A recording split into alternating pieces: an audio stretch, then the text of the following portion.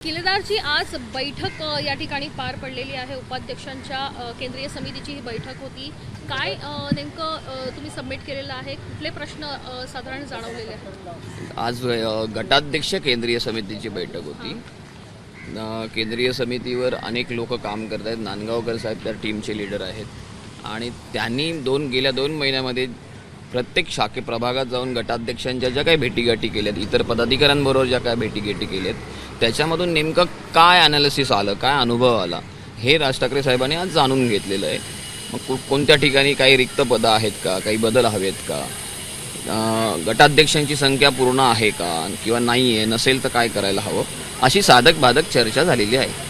Banner लावलेले आहेत तुम्ही, त्याच्यामध्ये खास करून दादा भुसेंना जे पत्र राज ठाकरे यांनी लिहिलेलं होतं त्या संदर्भातला उल्लेख करत हिंदीला टाळा, GR काढा या संदर्भातला नारा दिलाय।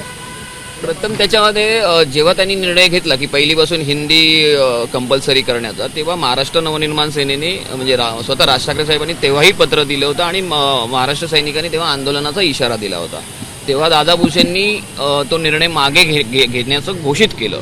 ह्याला आता 2 महिने झाले। 2 महिने होऊन सुद्धा अजून त्याच्यावर अध्यादेश निघालेला नाही आहे। जो GR निघायला पाहिजे होता तो निघालेला नाही आहे आणि तो GR जर नाही निघाला तर शाळेमध्ये त्याचं नियोजन कसं होणार? म्हणजे एका बाजूला तुम्ही निर्णय घेताय पण GR काढत नाही आहात याचा, आणि शालेय हिंदी पुस्तकं जी आहेत त्याची छपाई चालू आहे, तर छुपादाराने पुन्हा तुम्ही तुमचा अजेंडा राबवणार आहात का? आणि असं असेल तर आम्हाला पुन्हा रस्त्यावर उतरून आंदोलन करावं लागेल, अशा आशयाचा तो बॅनर आहे। दादा भुसे यांनी स्पष्ट करताना असं म्हटलेलं आहे की आधीच त्याला स्थगिती दिलेली आहे, त्याच्यामुळे पुन्हा या संदर्भातला विषय काढण्याचा काही अर्थ नाही। नाही, स्थगिती देणं हा एक ओरल निर्णय झालेला आहे, त्याच्यावर अध्यादेश काढणं आणि तो प्रत्येक शाळांना पाठवणं, कारण तुम्ही अगोदर शाळांना ह्या गोष्टी सर्क्युलर पाठवलेली आहेत, ती मागे तर घ्यायला हवीत ना, त्यासाठी एक अध्यादेश GR काढायला हवा ना, कारण एका बाजूला तुम्ही हिंदीची छपाईसुद्धा चालू केलेली आहे, शाळांना काही तुम्ही पुढच्या अपडेट कळवलेला नाहीत।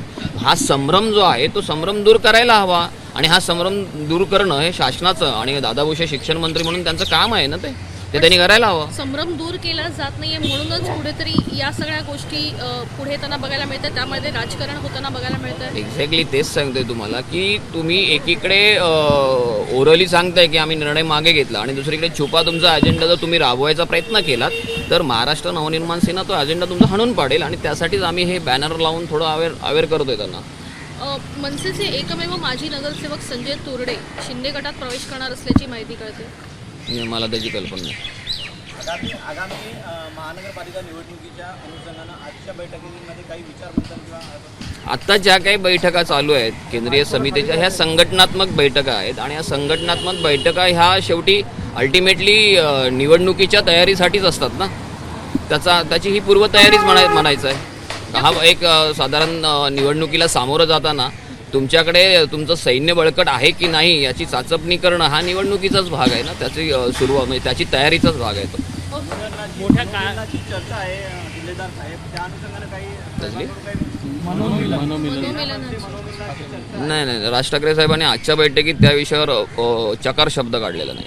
तुमच्या पदाधिकाऱ्यांकडून काही मन की बात साहेबांजवळ झाली नाही, आजच्या बैठकीत असं त्या विषयावर कोण साहेबांकडून किंवा आमच्याकडून कोणताही विषय झालेला नाही। अहवाल दिल्यानंतर निवडणुकीच्या अनुषंगानं काही प्लॅन डिस्कस करण्यात आला। प्लॅन हाच आहे की ह्या ज्या आमच्या नेमणुका आहेत त्या योग्य आहेत नाही आहेत, कारण निवडणुकीला सामोरं जायचं असेल तर आपल्याला ही सगळी परिस्थिती जी आहे संघटनात्मक ही आपली भक्कम असली पाहिजे आणि हाच एक प्लॅन आहे ना। संघटना बांधणी भक्कम असेल तर निवडणुकीला तुम्ही सामोरं योग्य रीतीने जाऊ शकाल, याच्यावर चर्चा झालेली आहे। अहवाल दिल्यानंतर साधारण राज ठाकरे कधीपर्यंत निर्णय घेतील, नवीन जागा भरण्यासंदर्भात कधी घोषणा होईल? ह्या महिन्याच्या एंडपर्यंत शेवटापर्यंत हे सगळं संपेल आणि त्याच्यावर निर्णय जुलैच्या पहिल्या आठवड्यात होईल।